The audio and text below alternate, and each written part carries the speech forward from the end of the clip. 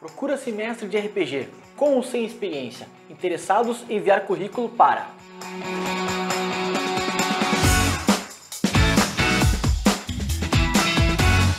No vídeo passado eu comentei a diferença entre mestres e jogadores. Hoje eu vou me aprofundar um pouquinho mais no lado dos mestres. O que é preciso para se tornar um e se é para todo mundo. Às vezes o termo mestre dá a impressão de que é alguém que já está num nível mais alto, alguém que já conhece aquilo há muito tempo, ou alguém que tem algum conhecimento para passar, uma sabedoria muito grande num determinado assunto. A gente pensa mais ou menos como faixa preta passando as informações para o faixa branca, ou algo assim. É o conceito do mestre enquanto professor. Mas no RPG não é assim. Mestre no RPG é uma posição, é uma função, é mais ou menos como o zagueiro ou o goleiro no futebol e o baterista e o guitarrista numa banda. São posições diferentes. Eles têm objetivos diferentes e usam ferramentas diferentes para alcançar os seus objetivos. Eles estão em pé de igualdade com os jogadores. É simplesmente uma função diferente. O RPG, como conhecemos, vem da década de 70 nos Estados Unidos. E naquela época o jogo tinha muito menos a parte interpretativa e narrativa que tem hoje e muito mais a parte de exploração de masmorras, de ambientes fechados. Como masmorra se define um local com entradas e saídas definidas, pode ser uma entrada e uma saída só, ou a mesma entrada e saída, não importa, mas com entradas e saídas definidas e salas para serem exploradas lá dentro. Por exemplo, um templo abandonado, uma mansão perdida, uma caverna, qualquer coisa do tipo. Lá naquela época, quem coordenava essa masmorra, essa dungeon, era chamado de Dungeon Master, ou seja, em tradução livre, o mestre da masmorra. Quando se traduziu para o português, esse mestre da masmorra acabou virando só mestre, por isso que hoje a gente chama de mestre e jogadores. Em alguns RPGs mais narrativos, em que o combate e a exploração não é tão utilizado, é mais comum a gente encontrar o termo narrador. Seria o narrador e os jogadores, não o mestre e os jogadores. Dá uma noção muito melhor de não ter essa hierarquia que a gente tem que imaginar. Então, qual é o papel do mestre?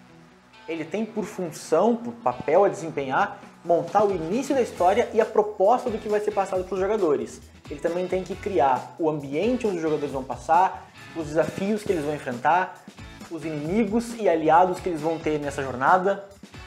Enfim, ele cria o ambiente ao redor dos jogadores. Perceba que em nenhum momento aqui eu falei que mestre é quem tem mais conhecimento sobre o jogo ou quem tem mais tempo de experiência no RPG. Mestre é quem tem mais criatividade ou quem está mais disposto a exercer a criatividade no momento e possa contar uma história que seja interessante de ser contada e de ser jogada. Posso estar errado, mas a história de um programador que trabalha das 9 às 18 procurando bugs no seu código não é lá muito interessante. Agora, se a gente transformar essa história em algo que o programador foi movido para dentro do mundo digital e lá ele tem que descobrir alguma forma de sair, ele vai conhecer novas pessoas... Moto, filha da puta. Vai conhecer novas pessoas, vai descobrir como seus softwares são mais humanos do que ele imaginava que seriam e como os bugs são mais difíceis de combater do que ele simplesmente achava. É uma história mais legal de ser contada, não acha? Voltando ao exemplo do zagueiro e do goleiro, é nítido que zagueiros e goleiros têm uma diferença de necessidade de habilidades que cada um tem que ter. O zagueiro tem que ser normalmente mais robusto, mais forte para poder impedir que os atacantes passem, e o goleiro tem que ser mais ágil e saber saltar melhor para justamente ajudar a defender as bolas que são chutadas contra o gol. O mesmo vale para o guitarrista e o baterista. O guitarrista tem que ser muito mais hábil com os dedos, enquanto que o baterista tem que ser muito mais hábil na coordenação entre braços e pernas. Habilidades diferentes para funções diferentes. O mesmo vale para o RPG. Jogadores precisam de um grupo de habilidades e mestres precisam de um grupo de outras habilidades. Vou citar aqui 3 habilidades que um mestre precisa ter. Não são todas, mas são as 3 que eu acho principais. Primeiro é que o mestre tem que ser comprometido e responsável. Primeiro porque vai ser função dele criar de antemão a história, criar os locais onde os jogadores vão passar, com quem eles vão conversar, para que chegue no dia da sessão, no dia que vocês forem jogar, e esteja tudo preparado. Se o mestre não for comprometido, vai chegar na hora e não vai ter nada pronto, vai ser meio solto, não vai ficar tão legal. Tem exceções, tem mestre que manda muito bem assim, e tá legal, mas eu não sou desses. Além disso, o mestre precisa estar aberto a mudanças, porque às vezes ele vai preparar todo um caminho que os jogadores simplesmente não vão seguir. Ou ele não vai ter preparado alguma coisa que os jogadores vão teimar em fazer. que acontece sempre. Ou seja, o mestre precisa saber respeitar as ações dos jogadores. Cada jogador vai agir e interpretar de uma forma diferente e o mestre tem que saber levar isso em consideração.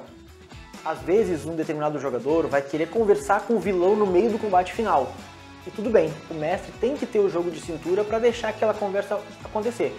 Mesmo que não leve a lugar nenhum, deixa rolar. Da mesma forma que o grupo pode querer sair na porrada com alguém que tu tinha colocado para ser amigo deles. Acontece. E a terceira característica é bom senso. Faz sentido o que o jogador está propondo? Pode ser uma boa solução? Pode gerar resultados inesperados? O mestre precisa saber levar isso em consideração no decorrer da aventura. O mestre também pode manipular as regras de acordo com o que ele quiser. E isso tem que ser usado com muita calma, muita cautela, porque senão vira um ditador no meio da partida. E os jogadores não querem jogar com o mestre ditador. O negócio tem que ser uma construção de história junta, uma construção de história que faça sentido. Às vezes um jogador vai ser contrariado, ou outras vezes o mestre vai ter que ceder em alguma regra ou outra, alguma coisa que ficou muito exagerada. E tudo bem, faz parte do jogo. Todos têm que se sentir fazendo parte da criação da história, senão vai ser um espectador de uma história e isso gera bastante frustração.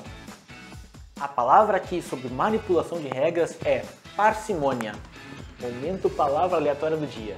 Duas coisas importantes para serem ressaltadas aqui é que, em momento nenhum eu falei sobre o conhecimento de regras. O mestre pode não conhecer muito bem o sistema de regras que está sendo utilizado, desde que os jogadores saibam disso. Eu, como fico quando jogador e alguém menos experiente que eu vai mestrar, tá tudo bem se eu não souber as regras, eu vou ajudar, eu vou dar as dicas que eu souber, e se na hora a gente tiver que resolver alguma coisa fora das regras, a gente resolve, tá tranquilo. E segundo, o mestre não está ali para entreter ninguém, ele não está ali para seguir a vontade dos jogadores e para arrumar cada merda que os jogadores fazem na aventura. Ele tem que se divertir da mesma forma que os jogadores, ele já criou algum desafio, se os jogadores estão fazendo errado, os jogadores que estão fazendo errado. Não é papel do mestre corrigir o rumo da aventura. Se o mestre julgar que assim vai ficar mais legal e ele se divertir dessa forma, tudo bem, mas não precisa ser dessa forma. O importante, de novo vou bater nessa tecla, tem que ser a construção juntos de uma história que faça sentido e que seja divertida para todo mundo, né?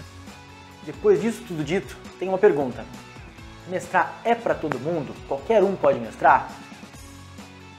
Não, mestrar requer algumas habilidades que não são muito usadas no dia a dia e muitas pessoas às vezes não têm.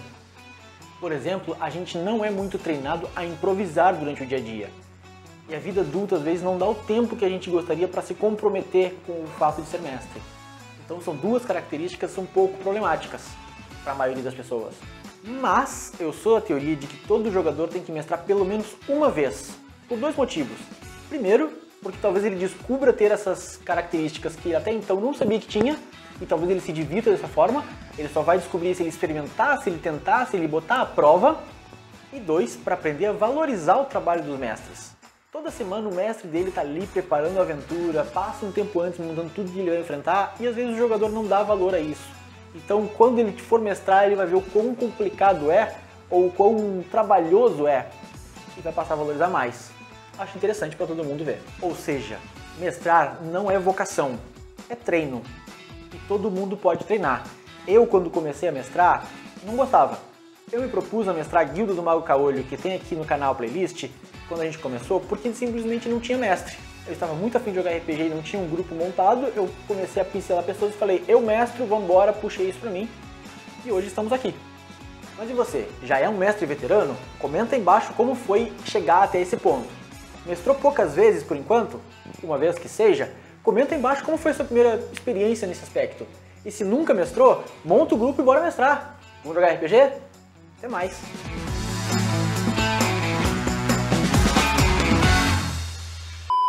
O importante, de novo vou bater. O importante, de novo vou